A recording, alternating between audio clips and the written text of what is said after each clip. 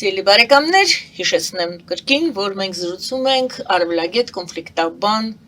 Արսեն Խարատյանի հետ։ Եվ այսպես, պարոն Խարատյան, առաջին հարցս հետևյալն է. ինչից է կախված կամ ինչով է պայմանավորված խաղաղությունը Հայաստանում։ Առաջինը, ընտրություններ։ Փաշինյանը ասում է, եթե ինձ չընտրեք, կլինի պատերազմ, բոլորս գիտենք, հիշում ենք, եթե մեր քաղաքական ուղին չկրկնվի, չշարունակվի, կլինի պատերազմ։ Երկրորդը, նույն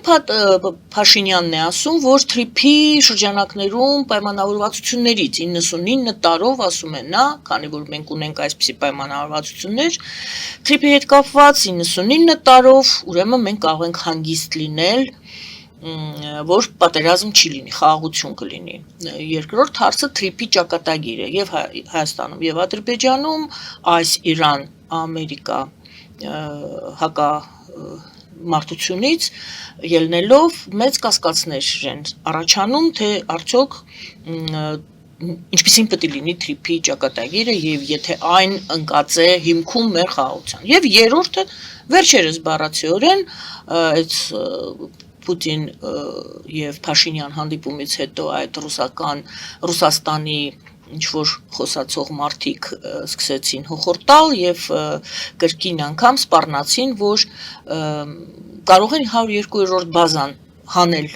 Հայաստանից եւ ասեցին կտեսնեք ինչ կլինի։ Եվ այսպես ընտրություններից է կախված, թրիփի ճակատագրից է կախված, Ռուսաստանի Մոսկվայի տրամադրություններից է կախված։ Այնինչ Իրանի պատերազմը փոխել է եւ դեռ փոխելու է տարածաշրջանում կասկածից վեր է այն փաստը, որ նման լուրջ էսկալացիա պատմության մեջ չէր եղել, այսինքն ուղիղ բախում ԱՄՆ Իրան եւ որ սա ակնհայտորեն հետևանքներ է ունենալու հետագա եւ ռազմական եւ անվտանգային եւ քաղաքական իմաստով նոր ճարտարապետության վրա բոլորի համար հասկանալի է, ես կարող եմ դրան նաեւ անդրադառնալ եւ վերջին հարցից սկսեմ այս իմաստով, այսինքն Իրանի հետ կապված լուծումը, որ ենթադրաբար պիտի լինի Իսլամաբադում վաղը, այսինքն վերջապես 40 օր անց եկան համաձայնության, որ խոսելու են երկկողմով։ Վերջին տվյալը դա է, որովհետև Իրանը հերքեց, ասեց մինչև Լիբանանում չենք դադարեցել, բայց նաև տեսանք, որ Նեթանյահուն, տեսանք ճիշտ եք, Նեթանյահուն։ Գուցե ինչ-որ բան փոխվել է, այնտեղ ժամի, րոպեի ժամեր առաջ, այո, Նեթանյահուն հայտարարեց, որ պատրաստ է Լիբանանի հետ բանակցությունների նստել, իհարկե Իրանի համար սա նախապայման էր լինելու ակնհայտ է եւ 10 կետանոց այդ փաստաթուղթը որ հրապարակվեց, տեսակ սկզբում Թրամփը 14 կետանոց փաստաթուղթ էր առաջարկել Իրանն իրենն առաջարկեց եւ այն օրակարգը, որին ամերիկացիները համաձայնել են, շատ զարմանալի է։ Պատերազմից առաջ նման օրակարգով խոսակցության ամերիկացիները պատրաստ չէին գնալ։ Սա մի կողմ, բայց այո, Իրանի պատերազմը բավական լայն քննարկումների առիթ էր դարձել, թե արդյոք այսուհետ եւ կամ կախված նրանից թե ինչ ելք կլինի այս պատերազմից, արդյոք թրիփը ակտուալ է լինելու։ Մենք տեսանք նախորդին պետքարտուղարության հայտարարությունը, որ թրիփը շարունակում է կարևոր լինել, ես ձեզ ավելին ասեմ, ես համարյա վստահ եմ, որ Հարավային Կովկասում Միացյալ Նահանգների այս ադմինիստրացիայի թիվ 1 առաջնահերթությունը շարունակելու է թրիփը լինել։ Եվ սա նաև նրանով է պայմանավորված, որ այնպես չի, թե Իրանի հարցում ամերիկացիները հասել են նրան, որ ինչ-որ բան են վերահսկում Իրանի տարածքում, իսկ թրիփը պարզ է, որ Իրանի տարածքով չի անցնում, չէ, այսինքն այս իմաստով կարծում եմ, որ մեծ է հավանականությունը, որ թրիփի կարևորությունը ել ավելի մեծանա եւ շատ ավելի արագանան գործընթացները։ Ուստի ելքերից մեկը, որտեղ Իրանը շարունակում է պահել ինքնիշխանությունը եւ չենք տեսնում, այսպես ասած, դեզինտեգրացիա Իրանի, այդ պարագայում ամերիկացիներն իհարկե շարունակելու են ամուր կարճած լինել թրիփից, սա մեկ։ Ինչ վերաբերում է ուրեմն խաղաղությանը, խաղաղությունը կախված է մեզնից ու Ադրբեջանից։ Այս փուլում առավել եւս քան այդպես է իմ կարծիքով եւ մի կողմից մեր քաղաքական նպատակահարմարությունից դրա կարեւորությունից մեր եւ իրենց համար եւ երկրորդը այո եթե մենք կարողանում ենք հասնել մի կետի որտեղ մենք կարողանում ենք անգամ որոշ հարցերի շուրջ անհամաձայնություն ունենալով կենտրոնանալ այն ուղղությունների վրա, որտեղ կարողանում ենք աշխատել միմյանց հետ։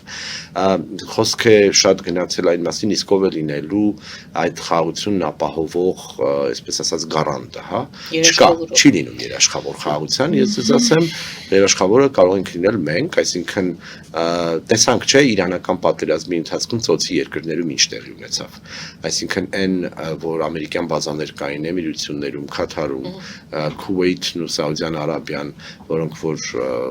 պարտներներն են կարևորագույն ծոցի ամերիկյան, նրանց այդ բազաներով անվտանգությունը չապահովվեց, Իրանը տեսանք, որ ռմբակոծեց դրանք, եւ տեսանք նաեւ, որ կարծես թե անմիջական մեր հարևանությամբ որևէ նույնիսկ գերտերություն չի կարողանում ապահովել այդ երկրների անվտանգությունը, եւ չխոսեմ անգամ Ուկրաինայի մասին եւ այն ամենը, ինչ որ տեսնում ենք ավելի լայն տարածաշրջանում։ Ինչ վերաբերում է ռուսական կողմի հայտարարություններին, դե իհարկե ճիշտ եք Փաշինյան-Պուտին հանդիպումից հետո մենք տեսել ենք նաև ծավալուն հարցազրույցներ, որտեղ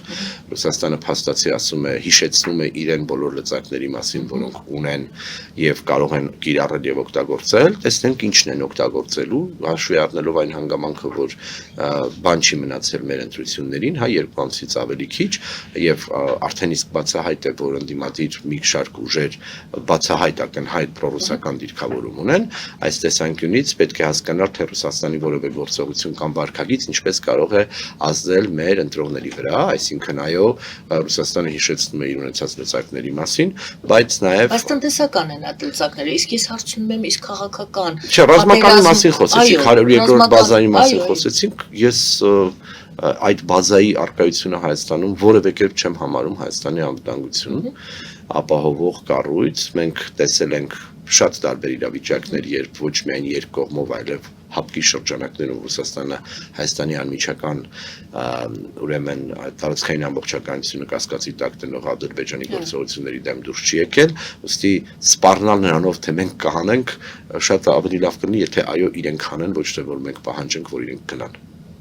Մնաց մեկ հարց, այո, դուք ամենասկզբից ասացիք, որ խաղաղությունը պայմանավորված է Հայաստանի եւ Ադրբեջանի, կախված է Հայաստանից եւ Ադրբեջանից, եւ հենց առաջին իմ հարցից մեջ այդ Փաշինյանի ձևակերպումը ոնց որ ջարդում է այդ ձեր ասածը կամ դուք եք փորձում ջարդել Փաշինյանի ասածը, նա ասում է ինձանով է պայմանավորված, իմ քաղաքական գծով է պայմանավորված, ինձ փոխեցիք պատերազմը։ Դե ես համարում եմ, որ դա ոչ միայն լուրջ չէ, այլև կարծում եմ, որ սա այո նախընտրական ընդամենը նարատիվ է, որով Փաշինյանն ուզում է, այսպես ասած, մոնոպոլիա վերցնել կամ միակ հանդես գալ, որ խաղաղության գրավականը կարող է լինել Հայաստանի։ Խաղաղության մոնոպոլիստ։ Եթե կուզեք։ Դրան զուգահեռ նայենք տեսնենք, իհարկե, նայենք տեսնենք, թե ինչ ասել է ընդդիմությունը, հա, այսինքն այնպես չի, թե ընդդիմությունն ասում է, որ իրենք որեկան այս խաղաղության փաստաթղթով չեն բանակցելու։ Նաև չեն ասում, թե ամերիկացիների հետ ինչ-որ տարբեր բան են ունենալու, չէ՞, չենք տեսնում դա։ Ոչ, ընդհանրապես գարանտները պետք է բազմաթիվ չեն, թրիփին դեմ չեն, իրենց տարբեր առաջարկություններով, բայց այնպես չի, թե իրենք առաջարկում են, այսպես ասած,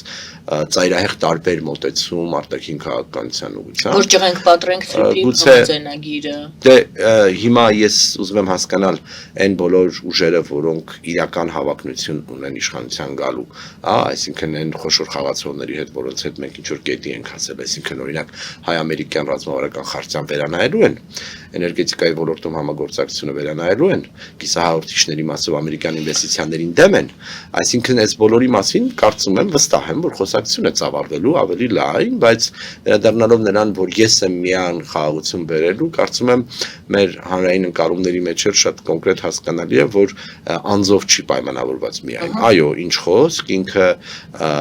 պայմանավորվածություններ ունի կոնկրետ ուղղություններով, որպես գործող վարչապետ եւ իհարկե փաստ է, որ կարող է իշխանափոխության պարագայում այլ իրավիճակներ ստեղծվեն, բայց դա չի նշանակում, թե եթե որևէ փոփոխություն եղավ Հայաստանում, հաջորդ օրը մեր վրա հարձակվելու են։ Ես դա լուրջ չեմ համարում։ Տեսեք, դուք ասում եք հարցականով, այսպես հռետորական հարցեր տվեցիք, հա, ամերիկյան պայմանավորվածությունները բեկանելու են արդյոք, բայց մենք նորից հիշենք այդ Պուտինի եւ Փաշինյան հանդիպման ժամանակ, երբ որ Պուտինը արդեն պարզ բաց տեքստով ասաց, որ դա դա պրոռուսական ուժերն են եւ բոլորը հասկանում են, որ պրոռուսական ուժերի շանսերը, հնարավորությունները այնուամենայնիվ մեծ են, քիչ չեն Հայաստանում, ճիշտ է, երբ որ հարցնում ենք ովքեր են լիդերները, ովքեր են առաջին հորիզոնականները զբաղացնողները, չգիտեմ դա պրոպագանդիստական նպատակներով է ասվում, թե ոչ, ամենայն դեպս Փաշինյանից հետո անմիջապես Քոչարյան եւ Սամվել Կարապետյան են նշում։ Երևի հակառակը Սամվել Կարապետյան, Քոչարյան, Ծառուկյան եւ այլն, եւ Պուտինը պարզ ասում է, դա իմ իմ ժողովուրդն է։ Այդտեղից ես հարց եմ տալիս։ Դա պարզապես մենք արձանագրեցինք, որ այդպես է արվում այս պահի դրությամբ, էլ եմ ասում, կարող է պրոպագանդա է զուտ, համենայն դեպս այդպես է հանրությանը ներկայացնում, սովորեցնում են հանրությանը, որ հիմնական խաղացողները սրանք են, իրենց մեջ պետք է ընտրեք։ Այս դեպքում հարց նորից։ Եթե պրոռուսական ուժերը իսկապես անցնեն բարձր, համենայն դեպս անցնեն ազգային ժողով, ապա նորից հետ գանք ձեր հռետորական հարցերին։ Ճակատագիրը հայ-ամերիկյան տարբեր կետերով պայմանավորվածությունների ընդհանուր մինչև տրիպի եւ Ռուսաստանի մասնակցությունը այդ տրիպի մեջ։ Կամ բեկանումը տրիպը, եթե Ռուսաստանը այդտեղ ոչ մի օգուտ չի տեսնելու։ Ճշգրիտ նշեցիք, որ առաջին անգամ է, որ Ռուսաստանում այս մակարդակով հայտարարվում է, որ մենք ունենք ընկերներ Հայաստանի ներքաղաքական դաշտում եւ նաեւ հաշվի առնելով այն, այսպես ասած, անձնագրի մասին հղումը Պուտինի, որ մեր Հայաստան ռուսական անձնագիր ունեցող մարդկանց անազատության մեջ է պահում եւ այլն, ակնհայտ էր թե ում նկատի ունի, մասնավորապես Սամվել Կարապետյանի։ Սա նաեւ շատ կարեւոր է, որովհետեւ փաստացի բացվեցին քարտերը, եթե կարելի է ասել, Ռուսաստանն այլևս անթակույց կերպով հայտարարում է, որ ինքը հետաքրքրված է Հայաստանի ներքաղաքական կյանքով եւ խառնվում է Հայաստանի ներքաղաքական կյանքին։ 2 օր անց Պեսկովը, Պուտինի խոսնակը չթաքցրեց, որ այո, մենք իրավունք ունենք եւ հետաքրքրություններ ունենք Հայաստանում։ Նրանք բաց ասացին Ռուսաստանի շահերի պաշտպանությունը Հայաստանում։ Շատ լավ։ Հիմա տեսնում ենք, չէ, ամսից ավել է, երբ նույնիսկ մի քիչ էլ ավելին, այսպես Ռուսաստանի հետ հարաբերությունները խորացնելու հակված նույնիսկ փորձագետները, ոչ միայն քաղաքական գործիչներն, ասում էին, որ չկա ոչ մի ներգրավում չկա, եվրոպացիները կեղծ օրակարգ են բերել իբրև թե Ռուսաստանը խաղ։ Հիմա ինչ են ասելու։ Չկա։ Հա, ակնհայտ է, չէ՞ որ կա։ Ակնհայտ է նաև, որ Ռուսաստանը չի թաքցնում իր կողմից պաշտպանվող ուժերի արկայությունը եւ ավելին նաև ակնհայտ է, որ հետամուտ է լինելու նրանց աջակցելուն։ Թե ուր է գնում Ռուսաստանի այս տրամաբանությունը, այս բաց խաղով ժամանակը ցույց կտա, մեր ընտրողներն էլ հնարավորություն կունենան շատ ավելի կոնկրետ հասկանալ, թե ում միջև է ընտրությունը։ Ակնհայտ է նաև, որ քանի որ այսպես ասած պրոարևմտյան ուղղությունը քաղաքական մեծամասնությունը առավելապես այսպես ասած գերա կշռող քաղաքապարախոսության հիմքում է դրել Եվրամիության հետ ինտեգրացիայի շարունակականություն, Միացյալ Նահանգների հետ այն ինչ ստորագրել են եւ շարունակում են, ուստի դժվար է պատկերացնել, թե պրոարևմտյան ընդդիմությունը շանս է ունենալու, հա, այսպեսով ստացվում է, որ ընդդիմությունը ուզի թե չուզի առավելապես պիտի պրոռուսական տրամաբանության մեջ ձևավորվի եւ առավել քան վստահ եմ, որ փորձելու են նաև, այսպես ասած, առաջինը լինել պրոռուսական ընդդիմության դիրքերում, որպեսզի հնարավորինս շատ ձայն տանեն։ Կտեսնենք, թե ինչ իրավիճակ կլինի հունիսի 7-ին, այսինքն ինչպիսի ընտրություն կունենանք, նախ ընտրության որակը, մեր ամենամեծ կարևոր հատվածն այն է, որպեսզի ընտրություններն անցնեն անկախ, ազատ եւ թափանցիկ, եւ որպեսզի մեր հանրության ձայնը տեղ հասնի, թե ինչպիսի ընտրություն կլինի, կտեսնենք, բայց անգամ եթե խորհրդարանում ձևավորվի, այսպես ասած, եւ պրոռուսական ուժերից եւ պրոարևմտյան ուժերից բաղկացած մի իրավիճակ, կախված իհարկե ձայների համադրությունը կտեսնենք ինչպիսին է, շատ կարևոր է, այո, թող այդ ձայնն էլ լինի խորհրդարանում։ Հենց դա է տրամաբանությունը։ Այո, Հայաստանում կա բավականին ոչ փոքր թվով մարդկանց ուրեմն հանրույթ, որոնք որ հավատացած են, որ մեր հեռանկարն այնտեղ է։ Թող քաղաքական դեբատը խորհրդարանում նաև ծավալվի սրա շուրջ, որովհետև ողբերգություն այդտեղ չենք տեսնում, եւ դա բնական է։ Առավել քան բնական, այո, տարբեր մարդիկ տարբեր պատկերացումներ ունեն մեր հեռանկարի եւ մեր հետագա անելիքների վերաբերյալ, այդ թվում նաեւ աշխարհաքաղաքական ընտրության տեսանկյունից։ Հարցն այլ տեղ է, ընտրությունները պետք է լինեն օրինական, եթե այստեղ որևէ մեկը անօրինություն է անում ընտրակաշառքից, մինչեւ ինչ կպատկերացնեք եւ նաեւ քանի որ հիմնական պատասխանատուն ընտրություններն անցկացնելու քաղաքական իշխանությունն է, նրանց է պետք հարցով դիմել, որպեսզի կամ մի կողմից կանխեն հնարավոր թերացումները կամ խնդիրները եւ հենց բուն ընտրության օրն էլ կարողանան իրապես մեր ժողովրդի քվեն տեղ հասցնելու ուրեմն հնարավորությունն ապահովել։ Իսկ թե ինչպիսին կլինի եւ ինչ ռետորաբանությամբ կլինի ընտրարշավը, հիմա առաջիկայում կտեսնենք, գիտենք վաղը հենց ընդդիմությունը, այսինքն ապրիլի 11-ին ընդդիմությունը հանրահավաք է կազմակերպում, նախ կտեսնենք թե ինչ տեքստեր կհնչեն, կտեսնենք նաեւ թե հանրության ինչ մասը կաջակցի այս գործընթացին եւ դրանից հետո էլ կհասկանանք թե ընդհանրապես բացի նարատիվները նաեւ թե ով ինչքան ընտրազանգված ունի եւ այս ընթացքում ինչպիսին կլինեն այլ խաղացողների ներգրավվածության կերպերը եւ չափը։ Այդ թվում նաեւ Ռուսաստանի, այդ թվում նաեւ մեր արևմտյան պարտներների։ Կարելի ասել, որ ոչ մի, եթե այս ստատուս քվոն պահպանվի, այսպես թե այնպես մի ձայն ավել, մի ձայն պակաս, Ռուսաստանը այսօր էլ, քանի որ նա բացահայտեց իր շահերը պաշտպանող ուժերին, այդ շահերը պաշտպանող ուժերը այսօր էլ են ազգային ժողովում եւ փաստորեն այսօր էլ նա ունի այդ լծակները, ասել, որ ինչ որ նոր բան է, նոր լծակներ են ավելանալու եւ նոր վախեր սերմանել ժողովրդի մեջ, մասնավորապես իմ հարցս վերաբերում էր հետեւյալին, եթե պրոռուսական ուժերը կրկին անգամ անցնեն ազգային ժողով կամ անցնեն ազգային ժողով, արդյոք հայ-ամերիկյան այս պայմանավորվածությունները չեն վտանգվի։ Իրեք չեմ կարծում մեկ, ավելին ասեմ, ես գտնում եմ, որ այն ինչի հասել ենք ինստիտուցիոնալ մակարդակում հայ-ամերիկյան տարածքում, դրանք պետական են այլ ոչ քաղաքական ադմինիստրացիայից կախված։ Գիտենք, որ հայ-ամերիկյան ռազմավարական խարծան ստորագրվել է Բայդենի օրոք եւ շարունակվել է Թրամփի հետ։ Չենք տեսնում որևէ քաղաքական ուժ, որը ասում է, որ հենց գանք դադարեցնելու ենք այս գործընթացը։ Ուստի ես չեմ կարծում, թե որևէ մեկը ուզում է եթե իսկապես Հայաստանի շահերի դիրքից է ելնում, առաջին հերթին, ուզում է ուրեմն Ռուսաստանի հետ հարաբերություններ կառուցել բացառապես արևմուտքը մերժելով։ Դա եթե նաև շատ ցանկանան շատ դժվար է լինելու։ Հիմա սա դնենք մի կողմ, իհարկե փոփոխություն կարող է լինել խոսակցության որակի տեսանկյունից եւ թե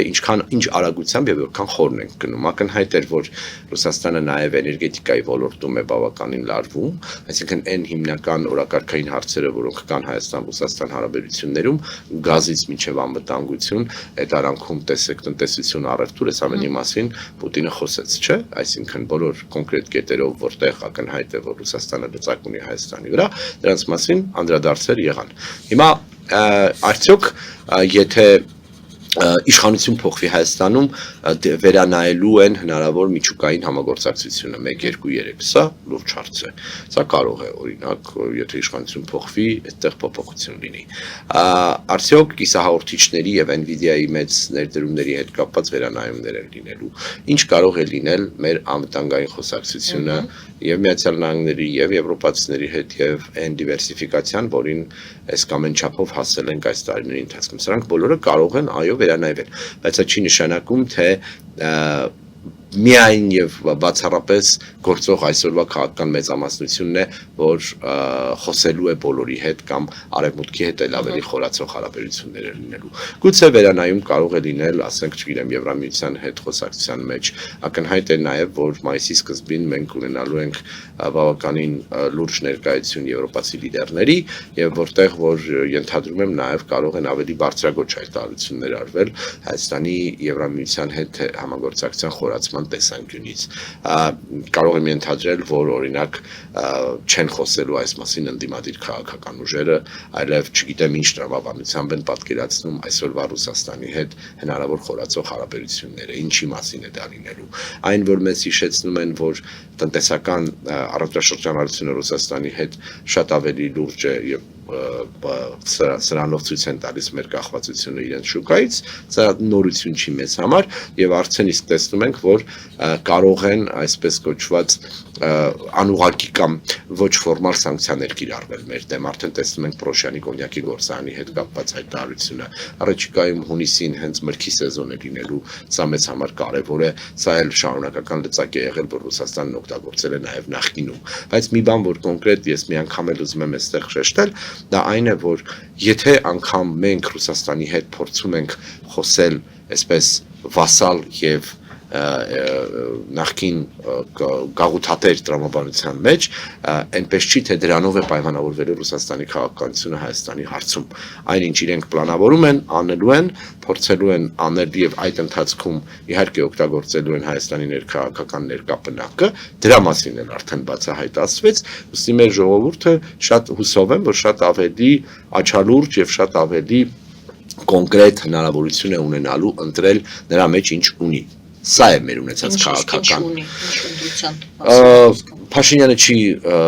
թաքցնում իր մոտեցումներն, ասում է ես գնում եմ խաղաղության եւ այն տրամաբանության, որով գնում եմ Ադրբեջանի հետ, մենք կարող ենք դրա հետ անհամաձայն լինել շատ կոնկրետ հարցերով, բայց ինքը բաց է խաղում, ասում է սա է իմ տրամաբանությունը, ես էսպես եմ գնում, նաեւ բաց է խաղում Ռուսաստանում, չէ, ասեց, այո, լավ, հադեցվեցի ձեզ, գիտեմ, որ երկու աթոռի վրա միաժամանակ նստել հնարավոր չէ, մենք կփորձենք գնալ մինչեւ այն կետը, երբ որ կտեսնենք, որ իրական կոնֆլիկտ կա եւ օրինակ հասնում ենք այն կետին, որ մենք Եվրոպայի հետ ստորագրում ենք ասոցիացիան համաձայնագիր կամ խորը եւ համապարփակ առևտրի համաձայնագիր, որը իրոք բացառում է այլ մաքսային միության կամ եվրասիական այս պարագայում միության անդամակցությունը, այդ ժամանակ մեր ժողովուրդը հանրակրվեով կորոշի ուզում է դա ունենալ թե չէ, դեռ դրան պետք է հասնել։ Ես նաև ուզում եմ, որպեսզի մենք պատրանքներ չունենանք, թե օրինակ Եվրամիության հետ այս պահին խորացող հարաբերությունները շատ արագ փոխելու է իրավիճակը եւ Եվրոպան այսպես բացվելու է մեր առաջ, ասելու է եկեք դարձեք անդամ պետություն։ Այդպես չի, դա երկար գործընթաց է եւ դրա համար էլ այստեղ նաև ակնհայտ է, որ եւ Ռուսաստանի մոտեցումն է դրա մասին խոսում, չէ՞, իրենք ասում են ուղղակի հիշեք, որ սա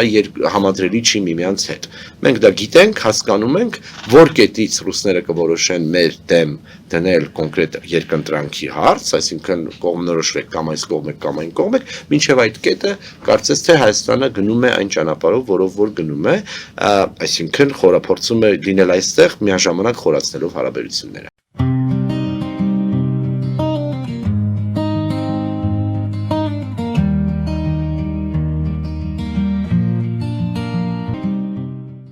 Ֆելիչե ժամանակակից ատամնաբուժական կլինիկա։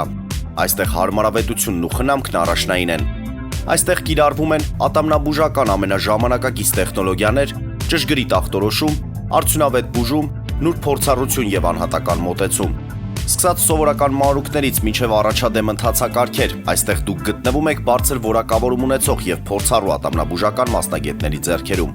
Մեր բարեկամական եւ հյուրընկալ անձնակազմն այստեղ է յուրաքանչյուր այցը հաճելի դարձնելու համար։ Ֆելիչե, ձեր առողջ եւ ամենաերջանիկ շպիտը սկսվում է այստեղից։ Եկեք եւ բացահայտեք նորարարության փորձագիտության եւ կարեկցանքի կատարյալ համադրությունը։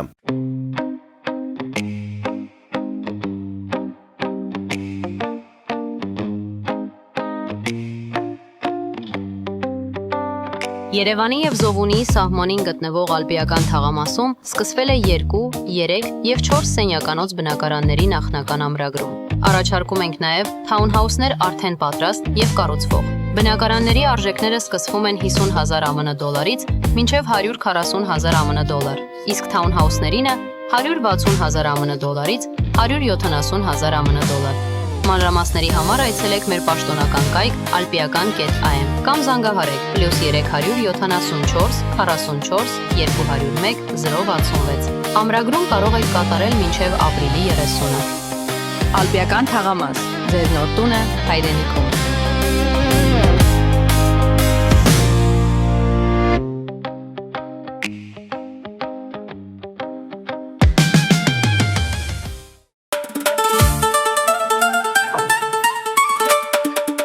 Երևանն եք ուղարկում։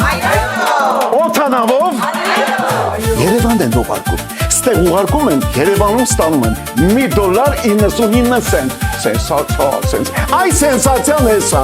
Ծրիա։ Իսկ ավտոմեքենաները կարող եք ուղարկել անհավատալի ցածր արժեքներով։ Նավով վճարում եք 1 արկղի համար 2 արկղ անվճար։ Ասեք, Աշոտ դա ուղարկել։ Jackpot հագուստի խանութը երկրորդ մասնաճյուղն է բացել Գլենդելի սրտում, որտեղ կարող եք ձեռք բերել եվրոպական եւ ամերիկյան ընտիր հագուստեղեն, կոշկեղեն, աքսեսուարներ, պայուսակներ ամենահարմար արժեքներով։ Նաեւ կարող եք ցանկացած ապրանք պատվիրել եւ ձեռք բերել կարճ ժամանակում։ Jackpot-ի Գլենդելի հասցեն է 1135 North Pacific Avenue, հեռախոս 818 813 2252 Jackpot հագուստի լավագույն կենտրոնը Գլենդելում։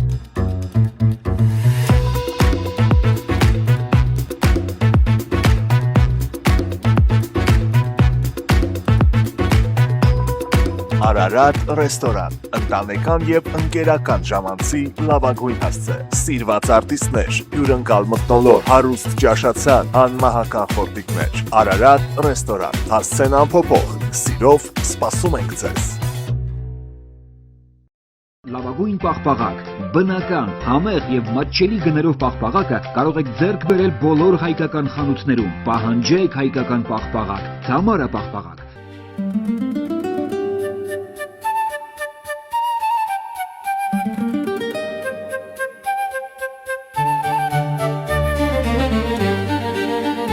Նոյան տապան տպարան, Նոյան տապան հրատարակչություն, շարվածքից մինչև տպագրում, զանգահարեք, գրեք, այցելեք, միասին պատրաստենք ձեր գիրքը, ամսագիրը կամ թերթը, որտեղ նշվելու է, տպագրված է Նոյան տապանում։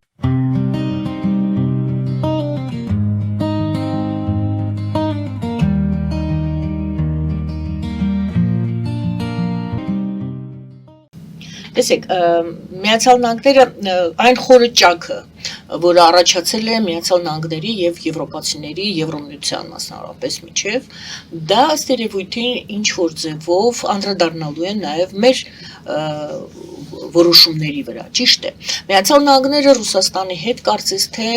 թշնամաբար չեն լինելու եւ այսօր էլ արդեն կառուցում են իրենք ինչ որ երկխոսություն մեջ են, հարաբերություններ են կառուցում։ Ինչի՞ չես ասի Եվրամիության մասին։ Եվ այստեղ արդյոք դուք այ որ խոսեցիք, ասեցիք ընտրության արժև է կանգնում, Հայաստանը կանգնելու է մի նոր թեմայի արժև կամ արդեն կանգնած է Միացյալ Նահանգների հետ, որի հետ Ռուսաստանը երբևիցե մեզ մատնացույց չի արել եւ չի ասել այդ տեսեք Միացյալ Նահանգների հետ դուք այսպիսի համաձայնություններ եք եկել, ես դժգոհ եմ դրանցից։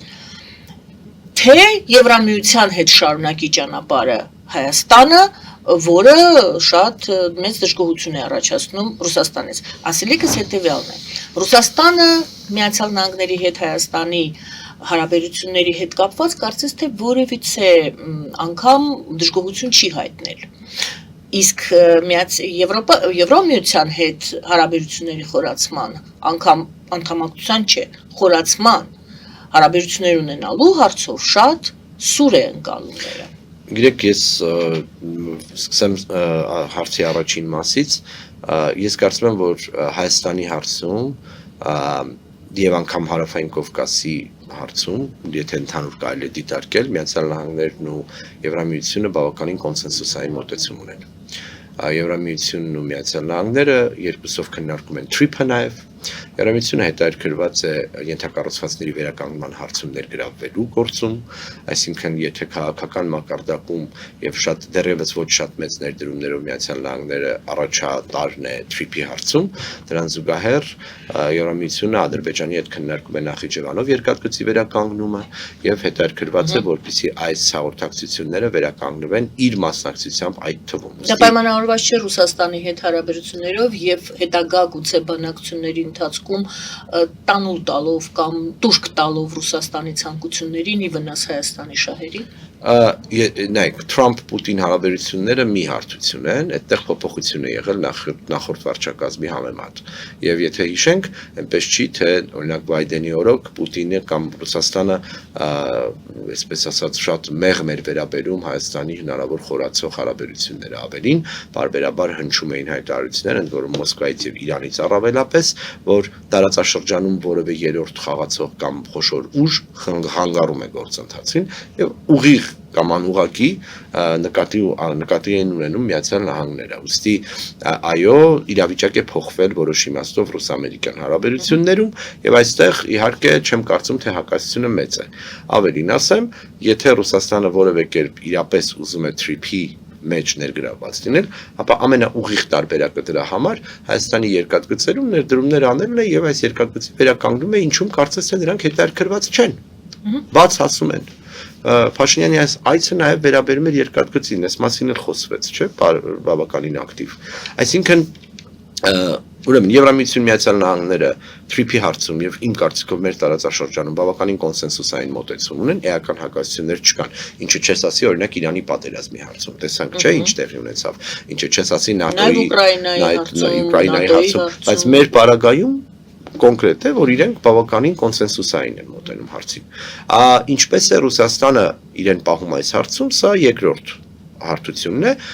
այո, իհարկե, այն, որ կարող է Ռուսաստանը շրջանցող երթուղիները ակտիվացվեն, իսկ մասնավորապես կենտրոնական Ասիա Կասպից ծովով հարավային Կովկաս կապը դեռևս, որովհետև TRIP-ն առավելապես ի սկզբանե թերևս սրա վրա է ազդելու։ Ես ես ավելին ասեմ, եթե անգամ օրինակ հենց վաղը գործընթաց հարուցվի, որ արագ ենթակառուցվածքները վերականգնվում են, Մեղրիի հատվածն է վերականգնվում, Նախիջևանի հատվածն է վերականգնվում, ենթադրաբար, Հայաստանի երկաթգծերն են վերականգնվում, մենք մի քանի տարվա գործ ունենք անելու, որպեսզի այդտեղով սկսեն արդեն ինչ որ բաներ գնալ եւ գալ։ Եվ Համաշխարհային բանկի մի հետազոտություն տեսա, որտեղ դիտարկում էին, որ լավ մի կողմից տեսնում ենք արևելք-արևմուտք, այսպես ասած, մետաքսի ճանապարհը Շանհայից մինչև Լոնդոն կամ, չգիտեմ, Չինաստանը Եվրոպայի հետ կապող մեծ երկար ծրագիրը, որի մասին տևական ժամանակ բարբերաբար խոսվել է, բայց մյուս կողմից հասկանալի է, որ այդքան արագ այդ ծավալների ապրանքների տեղափոխությունը դժվար է լինելու, եւ եթե նույնիսկ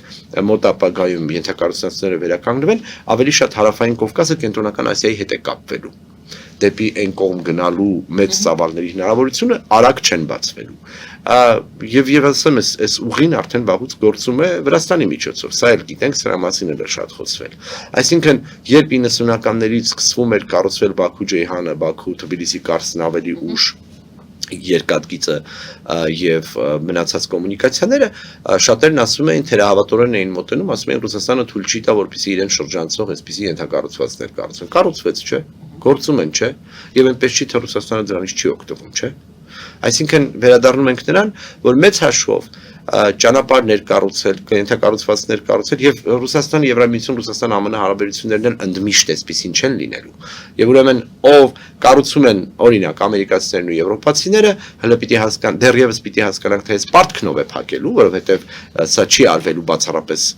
ներդրումներով, ես վստահ եմ, որ որոշ ուրեմն միջազգային ֆինանսական խոշոր խաղացողներ նույնպես ներգրավվելու են, բայց ով ունի ռեսուրսը նա էլ օգտվելու է դրանից առավել շատ։ Այս իմաստով կարծում եմ, որ մի քիչ չափազանցված է այն, թե Ռուսաստանն ամբողջությամբ դեմ է TRIP-ի կառուցմանը։ Ինքն իր տեղն է ուզում տեսնի եւ իր շահն է ուզում տեսնի այս գործընթացում։ Փորձենք ամփոփել։ Փաստորեն դուք ասում եք Միացյալ Նահանգների շահն է եւ TRIP-ի հետ կապված, որը պայմանավորված չէ, թե ինչպես է Ռուսաստանի հետ կառուցելու Միացյալ Նահանգները իր հարաբերությունները հետագայում։ Դա իր շահն է եւ դա ինքը իր շահն է պաշտպանելու, այո, այդքանը, այո։ Երկրորդը որպեսզի այդ TRIP-ը գործի, պետք է խաղաղություն լինի տարածաշրջանում։ Ուստի նաեւ Միացյալ Նահանգների շահն է, որ Հայաստանը եւ Ադրբեջանը շարունակեն խաղաղ գոյատևել իրար հետ, ոչ թե քաղաքական ուղու հետ է քաղաքական ուղով է պայմանավորված, այլ կրկին հետ ենք գալիս, գուցե եւ այնտեղ ինչ որ տարբերություններ լինեն, բայց Միացյալ Նահանգների շահից է, որ այստեղ լինի խաղաղություն։ Խաղաղությունը պայմանավորված է Միացյալ Նահանգների շահով։ Կարծում եմ այո, հատկապես հաշվի առնելով, որ փոխադարձ կախված կապվածությունների պարագայում նաև մեր եւ Ադրբեջանի շահերից է խաղաղության ապահովումը։ Եվ Ռուսաստանը չի կարող սասանել այդ կայունությունը, որը թույլ է, ճիշտ է, բարակ է այդ թելը, բայց փխրուն է, բայց եւ Ադրբեջանը եւ Հայաստանը համենայն դեպս այդ թելը չէին ուզենա կտրել, համենայն դեպս այս ժամանակահատվածում։ Այո, ես կարծում եմ, որ շահային առումով խաղաղության կամ պատերազմի բացակայություն, որտեղ ես դա անդադ հիշեցնում եմ, մենք դեռևս չունենք վերջնական խաղաղություն, չնայած ունիկալ իրավիճակ ունենք, երբ չունենք միջպետական հարաբերություններ, չունենք դիվանագիտական հարաբերություններ, խաղաղության փաստաթուղթ չկա այս փուլում, բայց ունենք միջպետական գերատեսչական հանձնաժողով, որն աշխատում է օրինակ դելիմիտացիա եւ դեմարկացիայի վրա, սա ունիկալ իրավիճակ է։ Ունենք նաեւ մի քանի այլ խողովակ, որով կողմերը խոսում են, քննարկում են տարբեր հարցերի լուծումներ, այդ թվում նաև տեխնոկրատական մակարդակում, ոչ միայն բարձր քաղաքական կամ դիվանագիտական։ Այս տեսանկյունից այո, կարծում եմ, որ այստեղ կա շահերի համընկում խաղաղության ապահովման տեսանկյունից եւ փոխադարձ ենթակառուցվածքային եւ տնտեսական մակարդակում միմյանց հետ կապերը խորացնելու։ Եթե ուշադիր եղաք, այս շաբաթ Ալիևը պետական այցով Վրաստանում էր եւ նաեւ անդրադարձ կատարեց Հայաստան-Ադրբեջան կարգավորման վրա, ասելով, որ խաղաղություն դեռևս չկա, այսինքն մենք լսում ենք, որ Փաշինյանն անverջ ասում է այլևս խաղաղություն է, բայց այլևս լսում ենք, որ խաղաղություն դեռևս չկա, բայց դրան ավելացնելով խաղաղություն կլինի, եթե մենք տնտեսական կապերը խորացնենք։ Այսինքն ոչ թե ասում է Հայաստանը սահմանադրություն փոխի, ոչ թե ասում է ռետորաբանության փոփոխության վրա եմ ուզում ուշադրություն դարձնենք, ոչ թե ասում է, չգիտեմ, այս մի նախապայմաններ իրականացնել նոր, այլև ասում է խաղաղություն իրականում կլինի, երբ որ մենք տնտեսական կապեր կունենանք, առևտուր կանենք եւ այլն։ Սա նաեւ խոսում է այն մասին, որ հաշվի առնելով այն հանգամանքը, որ ցավոք մեր ներքաղաքական զարգացումները նաև ինչ որ փուլում հատկապես 2020-ից հետո եւ 22-ից հետո չափազանց մեծ կախվածություն ուներ Ադրբեջանի վարքագծից, որովհետեւ յուրաքանչյուր հարձակման պարագայում մեզ մոտ ներսում շատ ավելի լուրջ ճգնաժամ էր ձևավորվում, Ալիևը կարծես թե մեղմել է իր ուրեմն խոսույթը եւ նաեւ փորձում է ասել, որ մենք էլ ենք կառուցողական տրամադրված լուծումներ գտնելու տեսանկյունից։ Սա կրկնեմ, որտեւ եթե տեսեք ինքը բոլոր երևի հնարավորություններն ուներ, չէ, այդպես ամպագորգոր հայտարարություններ անել կամ ավելի ծայրահեղական խոսեր եւ նաեւ դրանով պայմանավորված է նրանով, թե ինչպես արագ կարող են իրավի դրությունները փոխվել։ Ի վերջո Իրանի կողմից մեր տարածաշրջանում միակ հարձակումը, որ եղավ, դա Ադրբեջանի ուղղությամբ էր եւ հաշվի առնելով իրենց համար նաև բարդ իրավիճակը, հասկանում են, որ այստեղ չի կարելի ամբողջատիրական կամ մաքսիմալիստական տեքստերով հանդես գալ։ Դրան գումարած ինչ խոսք Ադրբեջանն իր իսկ բարդ հարաբերություններն ունի Ռուսաստանի հետ եւ որևէ կերպ չի ուզում վնասել Միացյալ Նահանգների հետ իրենց խորացող հարաբերությունները։ Հիշեցնեմ, որ Ադրբեջանն էլ կնքեց փետրվարին ԱՄՆ-ի հետ ռազմավարական համագործակցության խարտիա, դեռևս չի կարողացել վերացնել 907-րդ բանաձևը, որը ուղիղ կապ ունի ապաշրջափակման հետ եւ շատ հասկանալի է, որ այսպես անverջ խոսել եւ տոնել հաղթանակը, եթե կուզեք, այլևս շատ արդյունք չի տալիս, եթե չասենք, որ ապա արդյունավետ է կամ շատ ավելի խանգարում է հենց իրենց իսկ շահերին։ Դե մենք խոսելու ենք այսօր իհարկե Իրանի այս պատերազմից ինչ դասեր կարող է քաղել Հայաստանը, համենայն դեպս ժամանակը ճիշտ օգտագործելը դա երևի ամենաառաջի դասն է։ Արդեն բոլորը տեսնում են եւ արձանագրում են, որ 47 տարի Իրանը պատրաստվում էր պատերազմի։ Անխոս, ավելին ասեմ, բոլորը տեսան նաեւ, որ չնայած բարձր քաղաքական եւ կրոնական հոգեվոր ղեկավարությունը առաջին իսկ օրերի ընթացքում թիրախում էին եւ շատերն այլևս ողջ չեն, բայց իրանական պետությունը կարողացավ կանգուն մնալ եւ հենց սա է այն տրամաբանությունը, որով իրենք տոնում էին նախորդին իրենց դիրքից հաղթանակը։ Շատ բարդ է ասել այս պատերազմում որևէ մեկը հաղթել է թե ոչ, բայց ակնհայտ է, որ որևէ մեկը պարտությունը չի վերցնում իր վրա, ավելին Իրանը կարող է ասել, որտեղ շատ զուգահեռներ են տարվում նաև 1991-ի Բուշ-հոր հարձակման հետ Իրաքի ուղղությամբ, որը նույնպես 40 օր տևեց, տեսանք, որ այս գործողությունը եւս 40 օր տևեց եւ բացի առանձին թիրախային հարձակումներից եւ Իրանի առանձին գործիչների ուրեմն վերացումից զատ այնպես չի թե Միացյալ Նահանգները կարող է ասել թե մեծ նվաճում ունի։ Սրանից զատ պետք է հասկանալ նաև թե այս պատերազմից այդ ձեր ասած դասերը որոնք են որ պիտի խախվեն, արդյոք օրինակ մեր դիրքորոշումը ես կարծում եմ որ Իրանի հարցում եւ այս ընթացքում Հայաստանը իրեն բավական ճիշտ է պահել առաջին հերթին դրական չեզոքությունը, որը ընտրվեց որպես մեր մոտեցում այս հարցում եւ իհարկե ուշի ուշով հետեւելը նրան, որպեսզի այս պատերազմը նաեւ մեզ համար կարեւորագույն հարևան բարեկամ Իրանի հետ չվերածվի քաոտիկ մի վիճակի, որ տեսել ենք Սիրիայի եւ Իրաքի պարագայում, Փարքաստու կարծես թե այդպիսի գործընթաց չկա, սակայն սա չի նշանակում, որ հետ պատերազմական փուլում Իրանում տարբեր տրանսֆորմացիաներ տեղի չեն ունենալու, ես վստահ եմ, որ մենք մոտ ապագայում ականատեսենք նաեւ դրանց։ Բայց ես նշեցի առաջին դասը, որպես նշեցի այն, որ 47 տարի ասում են, որ պատրաստվում էր պատերազմի, սա այն է, թե ինչի վրա պետք է օգտագործվի խաղաղությունը։ Խաղաղության այդ ժամանակահատվածը, այո, դու պետք է ամրացնես քո պետականությունը, տնտեսությունը եւ ամեն ինչ, բայց առաջին այդ ամեն ինչը դու անում ես ինչի համար, որպեսզի պատրաստ լինես հնարավոր հետագա պատերազմի։ Դե անտեղին չէ հիշեցնել հայտնի ասացվածքը խաղաղություն ես ուզում պատրաստվիր պատերազմի, հա, անխոս այդպես է, բայց դրան զուգահեռ ճիշտ է եւ պետական համակարգի եւ տնտեսության ամրությունը եւ մեր տարբեր ուղղություններով անվտանգությունը այդ թվում առաջին հերթին հոգեվոր անվտանգությունը, որը հիմքերի հիմքը պիտի լինի, իհարկե չպիտի ոչ միայն ստորադասվեն, այլև շարունակեն առաջնահերթություն լինել, բայց դրա ապահովման կամ դրա կայունության միակ գրավականն այն է, որպեսզի մենք կարողանանք բացառել հնարավոր պատերազմների միջոցով հարցեր լուծելը, այլև քաղաքական եւ դիվանագիտական ճանապարհով գնանք։ Մեր տարածաշրջանի որևէ երկրի հետ պատերազմը մեր իսկ ուղիղ ներգրավմամբ դրական որևէ ելք չի տալու մեզ, այսինքն խոշոր խաղացողների հետ չեմ էլ խոսում, հա, այսինքն մենք այն հարևանությամբ ենք, որում կանք աշխարհագրությունը չենք կարող փոխել։ Թուրքիան ոչ միտեղ չի գնում, Ռուսաստանը ոչ միտեղ չի գնում, Իրանը ոչ միտեղ չի գնում։ Հիմա մենք կարողանալու ենք արդյոք ինչ որ կետում մենք այս մասին ձեր տաղավարում եւս խոսել ենք, Հարավկովկասյան ինչ որ դրամաբանություն կառուցել։ Նախորդին տեսնում ենք, որ ուշագրավ է Վրաստանում հայտարարություններ են հնչում ընդդիմության կողմից, որ պետք է օրինակ իրենց հիմնական այդ խոր ծովային նավահանգիստը Անակլան առաջարկում են վերանվանել Թրամփի անունով, Թրիփի օրինակով։ Վրացական կողմից նաև գալիս են ուրիշ ուշագրավ բաներ, Վրաստանը ակտիվորեն խոսում է այն մասին, որ իրենք էլ են ուզում խաղացող լինել Թրիփում։ Եթե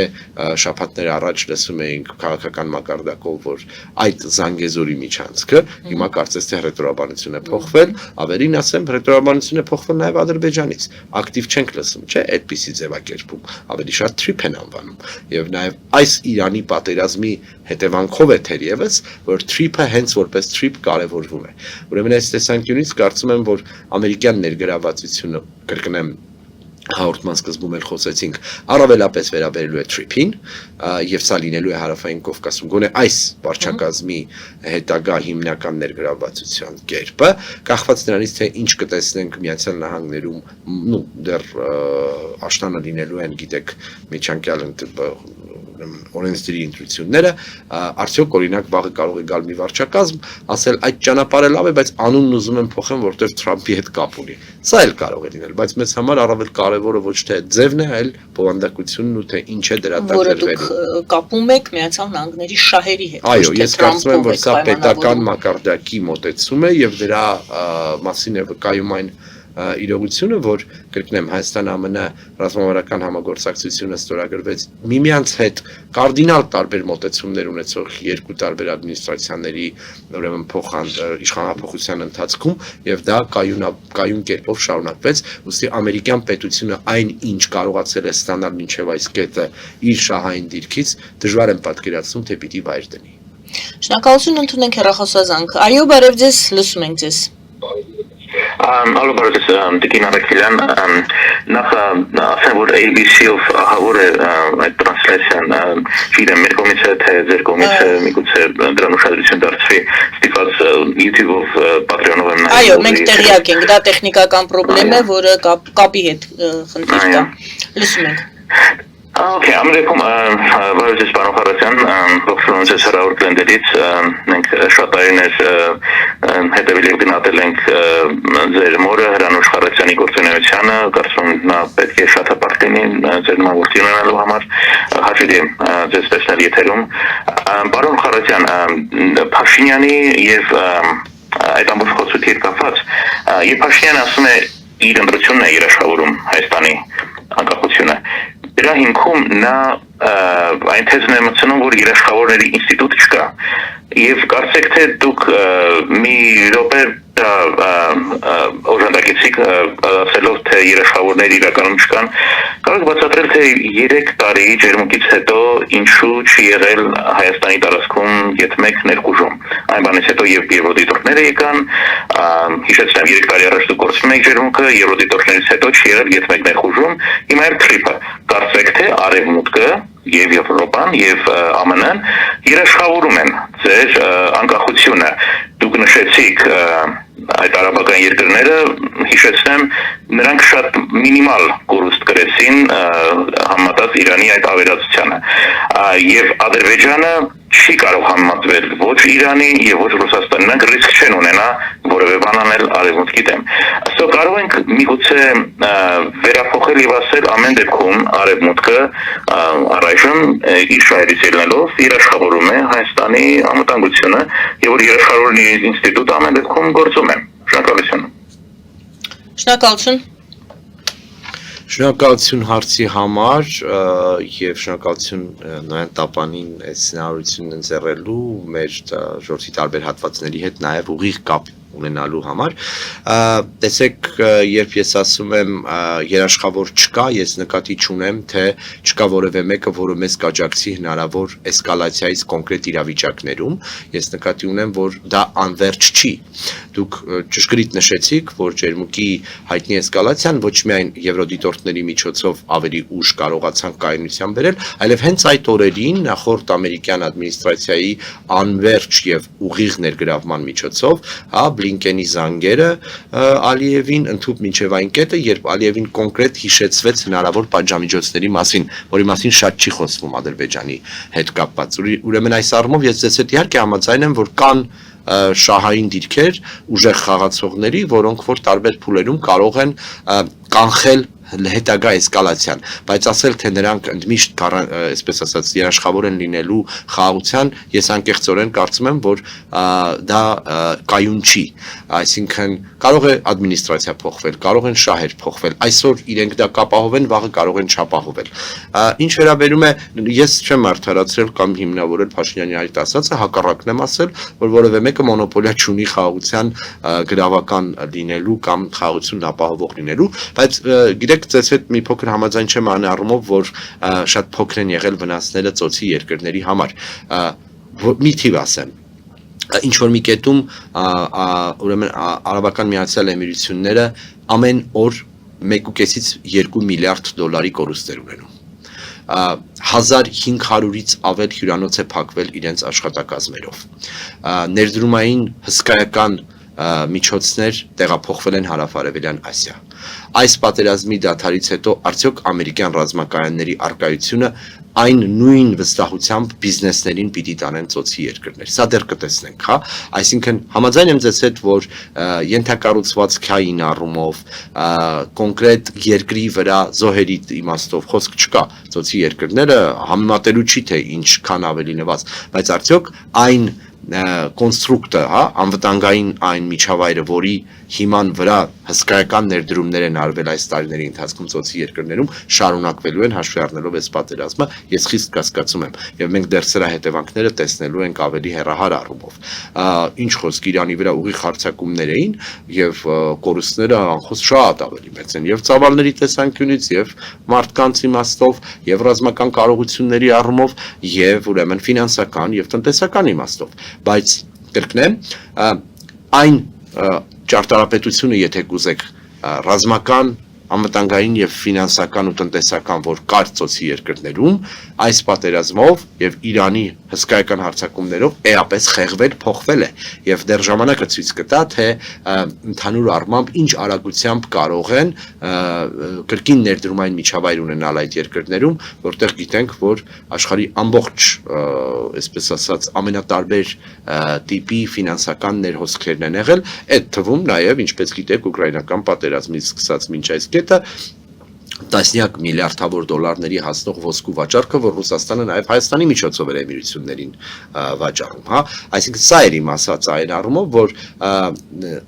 երկրի հեռանկարի տեսանկյունից, անվտանգության կայունության տեսանկյունից շատ բան փոխվեց այս պատերազմով, դեռ ժամանակը ցույց կտա, թե ինչ կերպ կփոխակերպվի այն միջավայրը, որ մինչ այս եղել է ծոցի երկրներում, ինչ են անելու, օրինակ, նավթի տեղափոխման տեսանկյունից Հորմուզի նեղուցի այս ճգնաժամից հետո ակնհայտ է, որ Իրանը կարողացավ նաև համաշխարհային նավթի գների վրա ազդել, որը տարբեր ազդեցություններ ունեցավ։ Առաջին անգամ տեսանք, որ Իրանը պատրաստվում է Չինաստանին յուանով նավթ վաճառել, ինչը կարող է լուրջ ազդեցություն ունենալ ընդհանրապես նավթի շուկայի վրա։ Ուզում եմ ասել, գլոբալ տնտեսական փոփոխություններ ենք տեսել այս պատերազմի արդյունքում, եւ դեռ ժամանակն է ցույց տալու, թե եւ լինելու են, եւ շարունակվելու են, եւ ձևավորվելու են այլ կոալիցիաներ։ Արդեն իսկ տեսանելի է, հա, դա, այսինքն Ռուսաստանն ու Չինաստանն այս պատերազմում ամենատարբեր ձևերով Իրանին աջակցում էին, որքան էլ մենք խոսում ենք, թե Իրանը միայնակ է այս պատերազմում, դա այդպես չի։ Եվ այս տեսանկյունից նաեւ այն տարբեր շահային դիրքերում գտնվող այլ խոշոր խաղացողներ վերամիավորվելու են եւ ուժերը միով են բանելու, ինչպես ասում են, եւ սա էապես ազդելու է եւ դեռ կտեսնենք, թե այս գործողությունը, եթե կուզեք, կամ պատերազմը, որ Իսրայելն ու Միացյալ Նահանգները մինչև այս 40 ողջ 40 օրի ընթացքում չկարողացան կոալիցիոն դարձնել, չկարողացան Եվրամիության եւ ՆԱՏՕ-ի անդամ երկրներին ներառել, իրենց ամենամոտ պարտներները նույնիսկ չմոտեցան այս պատերազմին եւ զերծ մնացին հնարավոր հարաբերությունների բացասական, ուրեմն, ընթացքից։ Ուզում եմ ասել, որ համաձայն եմ միանշանակ, որ այնպես չի, թե որևէ մեկը որևէ փուլում մեջ չի օգնել կամ չի աջակցել, որպեսզի հետագա պատերազմը չխորանա կամ պատերազմը դադարի, ես նկատի ունեմ մեր եւ Ադրբեջանի միջև, բայց դրա հետ մեկտեղ երկարաժամկետ իմաստով մենք ակնհայտորեն տեսնում ենք, որ որևէ գերտերություն կամ խոշոր խաղացող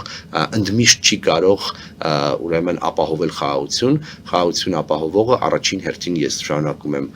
պնդել, որ մենք ենք հենց մենք ու Ադրբեջանը միասին։ Եվ մեր պահվածքը, տեսեք, տարածաշրջանի երկրները եւ Թուրքիան, դե Ադրբեջանը մեծ վերապահումներով, բայց էլի կայուն մնաց, կանգուն մնաց, եւ Հայաստանը Իրանի եւ Միացյալ Նահանգների այս հակամարտության շրջանում ընթացքում կարողացան ճիշտ իրենց դիրքավորել։ Պետք է հասկանալ օրինակ, թե ինչ է համաձայն եմ ձեզ հետ, եթե Աֆղանստանն ու Թուրքմենստանը հանենք, միակ երկիրը Իրանի հարևանությամբ, որը հարձակման չի ենթարկվել, Հայաստանն է։ Այո, Հայաստանն է։ Եվ այստեղ տեսանք, որ Ինջիրլիկի ուղությամբ, անգամ Թուրքիայի ուղությամբ հերթիրներ թռան, դրոններ, նաև Նախիջևանի ուղությամբ եւ տեսանք, թե Թուրքիան ինչպիսի մեղմ պատասխան ասեց, հա, պատկերացրեք Թուրքիայի դեմ որևէ այլ հարցը, ասելով, որ մենք կայունության կողմնակից ենք տարածաշրջանում, կողմերին կոչ ենք անում ձեռք մնալ։ քրդական ուժերը ինչպես թույլ կտա։ Թուրքիան ես շարունակում եմ գտնել, որ Թուրքիան Իրանի տարածքային ամբողջականության կողմնակից է, բայց թույլ Իրանի բարակայում, որովհետև իհարկե քրդական խնդիրն իր համար, հատկապես եթե այնտեղ պիտի էսկալացիա լինել, դա իրենց համար լրջագույն խնդիր է եւ Թուրքիան նաեւ ենթադրաբար Պակիստանի կողմից այս ուրեմն հնարավոր դիվանագիտական լուծումը ԱՄՆ Իրանի տեսանկյունից ակտիվ դերակատար է։ Կարողացավ պաշտպանել իրեն Թուրքիան։ Նախ իրեն պաշտպանել, իր շահերը պաշտպանել մեծ տարածաշրջանում եւ նաեւ դրա հետ մեկտեղ հասնել նրան, որպեսզի էսկալացիան նաեւ էապես չազդի իր վրա, հենց Թուրքիայի վրա։ Ինչ վերաբերում է Ադրբեջանին, այստեղ հետաքրքիր է լինելու տեսնել արդյոք փաթեթը, որի շուրջ խոսակցություն է լինելու ԱՄՆ-Իրան տիրույթում, իսկ այստեղ Իրանի անմիջական հարևանությամբ Իսրայելի եւ ԱՄՆ-ի ներկայության հետ կապված իրենք անպայմանորեն փորձելու են հասնել, որ ինչ որ ռազմական ներկայության նվազեցում լինի։ Մենք գիտենք, որ Իսրայել-Ադրբեջան հարաբերությունները ռազմական իմաստով նույնպես բավական խորն են, խոսք կար այն մասին, որ այժմ արդեն Ադրբեջանի կողմից վերահսկվող տարածքները Լեռնային Ղարաբաղի շրջակայքում եւ այլն նույնպես պակաս կարևոր չեն եղել այս պատերազմի ընթացքում, ինչ է լինելու այնտեղ որոշ կայանների հետ, արդյոք այստեղ ավելի խորանալու է Իսրայելի ներկայությունը Իրանի անմիջական սահմանին, թե այդտեղ ինչ-որ փոփոխություն է լինելու, սրանք բոլորը հարցեր են, որոնց շուրջ մենք նոր զարգացումներ գուցե եւ կտեսնենք, կամ դեպի նվազող, կամ ավելացող, շատ բարդ է, որովհետեւ դրա այդ ինչպես մենք ցես այդ խոսակցության սկզբում նշեցինք, Իսրայելն այնուամենայնիվ չի դադարեցրել իր հարցեր դադարեցնում իր հարձակումները Լիբանանի վրա, որտեղ արդեն երկրի հարավից 1 միլիոնից ավել մարդ է տեղափոխվել դեպի Բեյրութ եւ դեպի Հյուսիս եւ ակնհայտ է, որ այնուամենայնիվ Նեթանյահուն մինչեւ վերջի պահը փորձում է ակտիվ պահել պատերազմական գործընթացները, ենթադրում եմ նաև, որովհետև այնպես չի, թե հենց այս պատերազմը դադարեց, իր վիճակը քաղաքական իմաստով երկրի ներսում հեշտ է լինելու։ Կամ ինքը հրաժարվելու է հետագայում, հետ այսուևս Իրանի թուլացման ուղղված իր գործողությունները։ Սա էլ ճշգրիտ, ավելին ինչպիսին է լինելու սրա շարունակությունը նաև Իրանի ներսում, արդյոք այն նախապայմանները, որոնք Իրանը դրել է բանակցային գործընթացում որպես կարևոր կետեր, բոլոր հնարավոր պատժամիջոցները վերացնելու վերաբերյալ, սրանք կատեգորիկ հայտարարություններ են, այսինքն այս օրակարգով բանակցությունների գնալու Միացյալ Նահանգների համաձայնություն տալը խոսում է այն մասին, որ իրապես այս պատերազմը դադարեցնելու խնդիր ուներ նաև Թրամփը, բայց տեսել ենք նաև այլ իրավիճակներ, այո, կարող են գնալ այսպիսի օրակարգով բանակցությունների, դուրս գալ առանց լուրջ լուծումների, բայց գոնե պատերազմի ակտիվ ֆազան դադարեցվի։ Եվ պատրաստվել, ինչպես մենք նախորդում ասեցինք, այդ 47 տարի պատրաստվում էին հնարավոր հարվածներին, շարունակել պատրաստվել հաջորդ հնարավոր հարձակումներին։ Այո։ Եվ այսպես անվերջ եւ Հայաստանի դասերից մեկը, որը քաղում է, պետք է լինի այդ ինքնապաշտպանության, ստորգետնյա քաղաքի երկրի, ամբողջ երկիրը որքան վերևն էր մենք տեսանք Իրան, այնքան էլ գետնի տակեր։ Իրենք չեն թաքցրել առողջին որևէ հարցազրույցում չի դադարել ասել, որ եթե այս պատերազմը դադարում է կամ կանգ է առնում, մենք սա համարելու ենք հաղթանակ։ Առաջին իսկ օրվանից է եղել։ Եվ սա եղել է այն կետից, երբ որ Միացյալ Նահանգները փոփոխվող գերակայությունների մասին էին խոսում։ Սկզբում խոսում էին միջուկային ծրագրի մասին, հետո խոսում էին ռեժիմի փոփոխության մասին, հետո խոսում էին ամբողջական կապիտուլյացիայի մասին, եւ եթե հաշվի ենք առնում, որ Իրանում ռեժիմ չի փոխվել, որ հիմա արդեն Իրանը շատ ավելի, ասեմ ավելին, վերջին 2 շաբաթվա ընթացքում Իրանն է հրաժարվել որևէ բանակցություններից, անընդհատ հողում անելով նրան, որ ընդամենը 1 օր առաջ պատերազմի սկզբից դուք մեզ հետ խոսում էիք 8 ժամ բանակցություններ էինք վարում Վիտկոֆի հետ Մասկատում, Օմանում, եւ դրանից անմիջապես հետո հարձակվել եք, դուք վստահելի պարտնյոր չեք։ Այսինքն այս առումով այնպես չի, թե Միացյալ Նահանգները որևէ կերպ, այսպես ասած, ինքն է պատերազմը դադարեցնելու գրավականը եղել, Իրանը պատրաստվում էր եւ պատրաստ էր շարունակել այս պատերազմական իրավիճակում անգամ խոսել աշխարհի հետ եւ սպասել այն կետին, երբ Միացյալ Նահանգներն ավելի լուրջ խնդիրներ կունենան ներսում, իսկ մենք տեսանք, որ բանը հասավ նրան, որ 8 միլիոնանոց հանրահավաք եղավ Միացյալ Նահանգներում, 300-ից ավել քաղաքներում, եւ այնպես չի, թե Միացյալ Նահանգների ներսում այս պատերազմը շատ մեծ պոպուլարություն էր բերում Թրամփի վարչակազմին։ Շնորհակալություն եւ երաշխավորները տվյալ դեպքում Իրանի, դուք ասացիք Իրանը մենակ չէր, նա ուներ գործընկերներ, երաշխավորումը կարող է լինել նաև դիվանագիտական ոչ միայն քո զենքն է քեզ պաշտպանում, այլ նաև քո ճիշտ դիվանագիտական աշխատանքը։ Մի բան, որ մենք չունեինք Արցախյան պատերազմի ընթացքում։ Մի բան, որը մենք հասկացանք Արցախից հետո, իսկ հիմա վերը հասկացանք երևի թե դա ինչքան կարևոր է։ Շնորհակալություն։ Ես եմ շնորհակալ։ Շնորհակալություն սիրելի հայրենակիցներ, Արևելագետ կոնֆլիկտաբան Արսեն Խարատյանի հետ էինք զրուցում, զրուցվարում էի ես Գայանե Առաքելյանս։ Բարին ձեզ։